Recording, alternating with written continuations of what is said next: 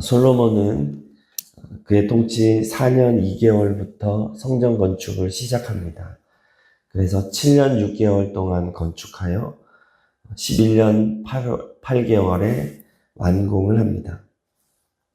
솔로몬 성전은 모세의 성막과 비교해서 너비와 길이가 각각 2배 이상 커졌습니다. 그래서 총 넓이는 한 4배 정도 차이가 납니다. 규모도 바뀌었지만 내용도 매우 화려해졌습니다. 최고의 목재인 백향목과 또 잣나무 사용되었고 내부는 모두 금으로 뒤덮였습니다. 이 모든 규격은 하나님께서 다윗에게 주신 새로운 설계도를 따른 것이었습니다. 하나님께서는 모세를 통해 성막을 설계한 것처럼 다윗을 통해 성전을 설계하신 것이죠. 이렇게 규모가 커지고 화려하게 된 것은 이제 더 이상 이동형 성막이 아니라 한 곳에 정착하는 성전이기 때문에, 그리고 이제 이스라엘 민족은 가나안 땅에 정착하여 그 인구가 증가하였기 때문에 더 커진 것입니다.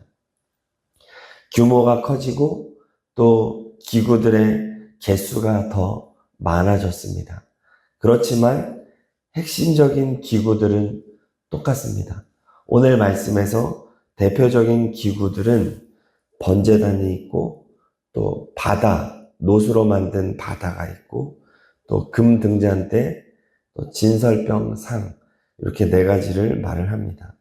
이제 분향단이 빠져 있는데 이제 역대하에서는 분향단을 이제 뺐지만 실제 성전에는 분향단도 그대로 있습니다. 결국 본질은 변함이 없다는 겁니다. 크기와 어떤 화려함, 개수의 변화는 있을 수 있겠으나 본질은 동일하다. 성막이나 성전이나 동일하다 말합니다. 자, 먼저 번제단을 보겠습니다. 1절을 읽겠습니다. 솔로몬이 또 노수로 제단을 만들었으니 길이가 20규빗이요 너비가 20규빗이요 높이가 10규빗이며. 아멘. 우리가 성막이나 성전에 들어가면 가장 먼저 우리를 기다리는 것은 번제단입니다. 이 번제단은 이제 하나님 불태우는 거죠. 이제 하나님의 심판, 노시로 만들었는데 노시 심판을 상징하는 것이거든요. 하나님이 죄인들에게 심판을 요구하는 겁니다. 불의 심판. 그때 번제단 앞에 제물을 드려야 합니다. 죄에 대한 대가를 지불해야 하는 것이죠. 그때 이 제물이 상징하는 바가 예수 그리스도입니다. 이 제물 앞에 예수 그리스도의 희생을 우리가 드리는 것입니다. 믿음으로 예수님의 십자가 희생을 고백할 때 번제단은 우리를 통과시키는 것이죠.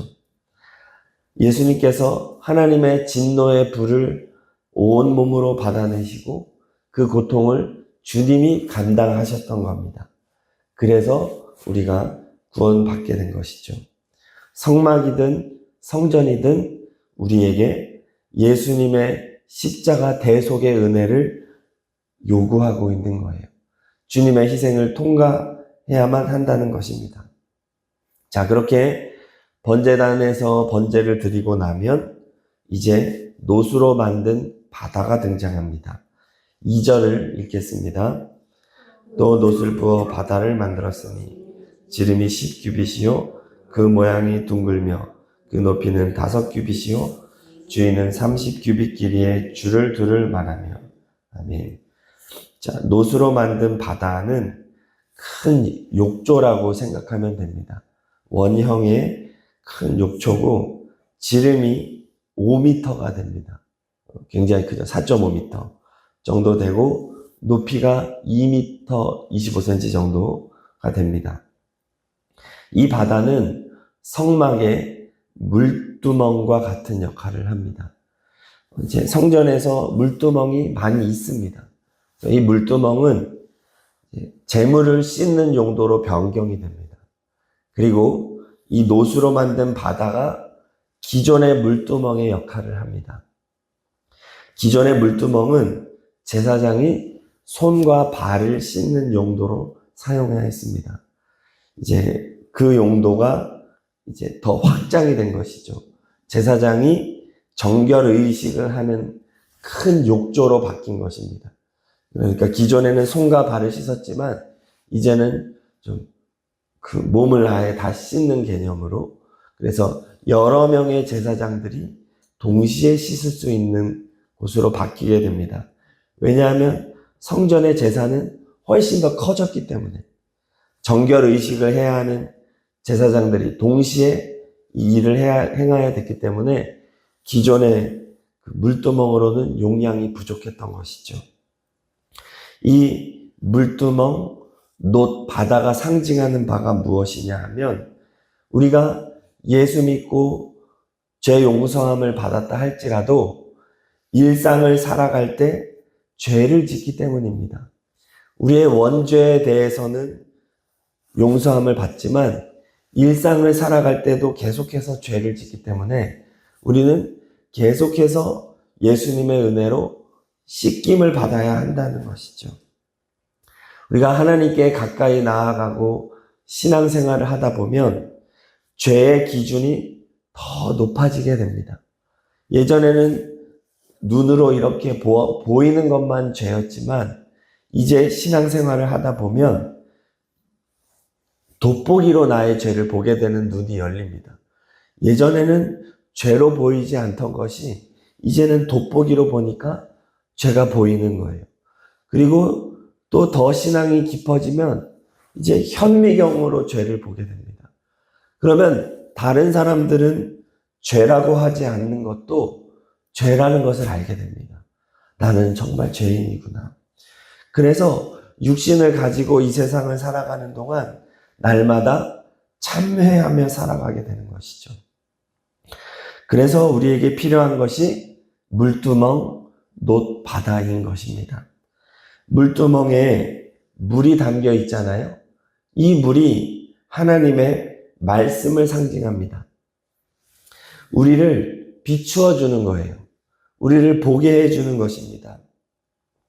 우리가 하나님의 말씀 앞으로 나아가면 하나님의 말씀은 우리의 죄를 드러냅니다. 우리의 연약함을 깨닫게 합니다. 그래서 회개하게 하는 것이죠. 그래서 이 놋 바다에서 우리는 날마다 정결, 하나님의 말씀으로 죄를 깨닫고 주님의 십자가 은혜로 정결례를 해야 하는 것이죠. 성막이든 성전이든 하나님의 말씀으로 날마다 거룩해지는 삶을 살아야 한다. 그것이 물두멍 또는 놋바다입니다. 자, 이렇게 우리가 하나님을 예배할 때 가장 먼저 통과하는 것이 번제단과 놋바다입니다. 이것이 무엇을 말하나요? 씻어야 된다는 것입니다. 태워야 된다는 것입니다. 죄의 문제가 먼저 다루어져야 된다. 하나님 앞에 나아갈 때 우리에게 필요한 것이 예수 그리스도의 십자가 희생이고 하나님의 말씀으로 죄를 회개하여야 한다. 이것은 과거나 지금이나 변함없는 본질이다라는 것입니다. 예배에 있어서 가장 먼저 선행되어야 되는 것이 정결함이라는 것입니다. 씻어야 된다. 그러므로 우리가 예배를 드릴 때마다 항상 정결하게 해주시는 예수님의 십자가 공로를 의지하여 나아가야 하는 것이죠. 처음에 예배를 시작할 때 부르는 찬양이 대부분 이 회개가 들어가야 되는 거예요. 우리가 죄로 이렇게 일상을 살아가면서 죄로 오염된 몸과 마음을 가지고 예배를 드리니까 예배를 드릴 때 보통 예배 시작 찬양을 하잖아요. 그때 가급적이면 꼭 회개와 예수님의 십자가 찬양을 하는 게 바람직한 겁니다. 죄된 마음으로 왔기 때문에 늘 씻는 것이 선행되어야 되는 거예요. 씻어야 되는 것입니다. 이것이 본질이라는 것이고, 자, 이렇게 죄를 태우고 죄를 씻는 사람 앞에 이제 성소가 기다리고 있습니다. 그러면 씻겨졌기 때문에 담대하게 성소로 들어갑니다. 그러면 성소에서 우리를 기다리는 것이 금 등잔대입니다. 7절을 읽겠습니다. 7절. 또 규례대로 금으로 등잔대 10개를 만들어 내전 안에 두었으니 왼쪽에 5개요 오른쪽에 5개이며. 예전에 성막에는 등잔대가 좌측에 들어가서 좌측에 하나 있었습니다. 그런데 성전에는 5개씩 총 10개가 된 겁니다. 성전이 더 넓어졌고 높아졌기 때문에 성전 안을 비추는 유일한 비친 등잔대가 훨씬 더 많아지고 온전해진 것입니다. 이 등잔대가 상징하는 것이 빛이신 예수 그리스도, 그리고 하나님의 말씀입니다. 하나님의 말씀이 곧 예수 그리스도죠. 또한 이 빛은 등잔대는 예수님과 하나가 된 교회를 상징합니다. 등잔대마다 총 7개의 줄기가 있습니다.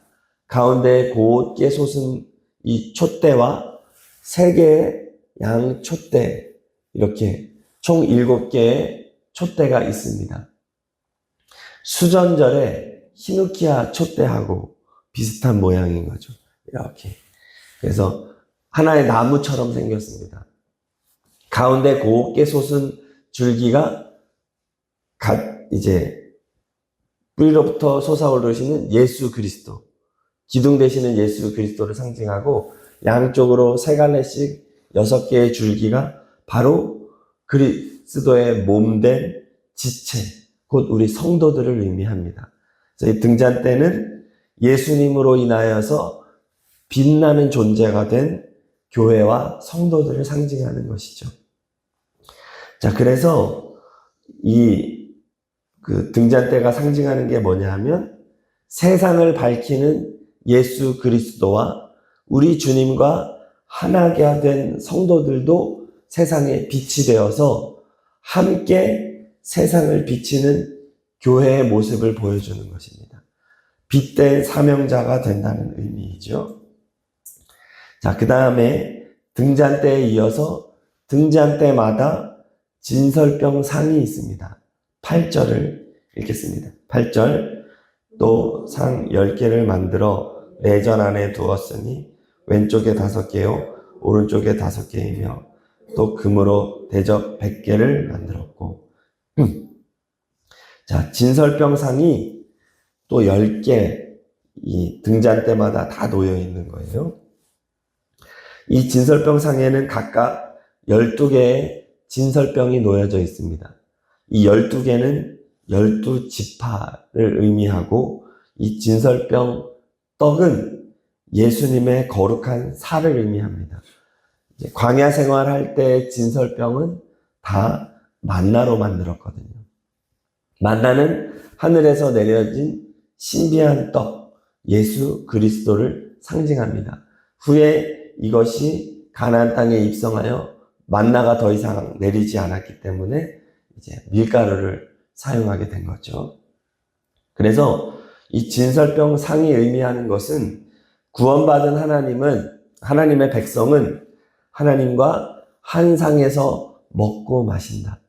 하나님과 교제할 수 있게 되어진다는 겁니다.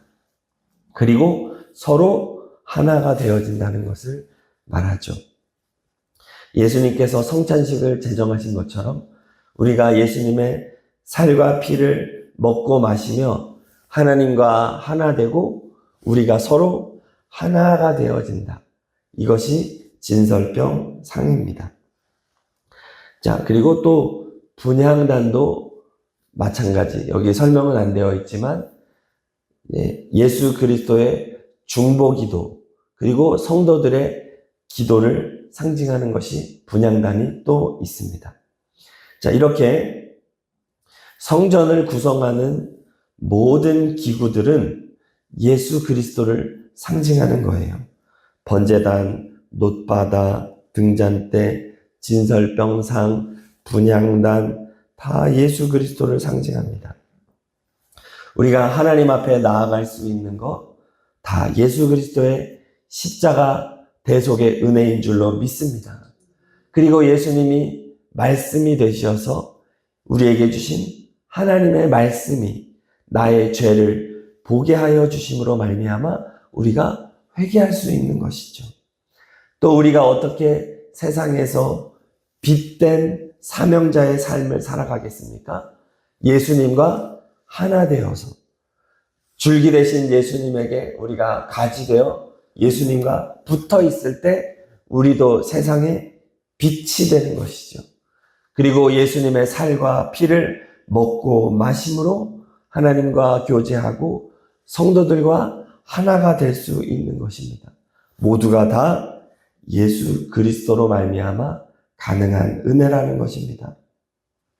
성막이나 성전 시대나 오늘날이나 방식은 바뀌었고 이렇게 규모나 개수의 변화는 있을 수 있으나 본질은 변함이 없다는 것입니다. 유일하신 길과 진리와 생명이 되시는 예수 그리스도다. 주님의 말씀이다 말하는 것입니다. 자, 그리고 성전으로 확대되면서 또 중요한 상징이 하나 있었습니다. 11절을 읽겠습니다. 11절 후람이 또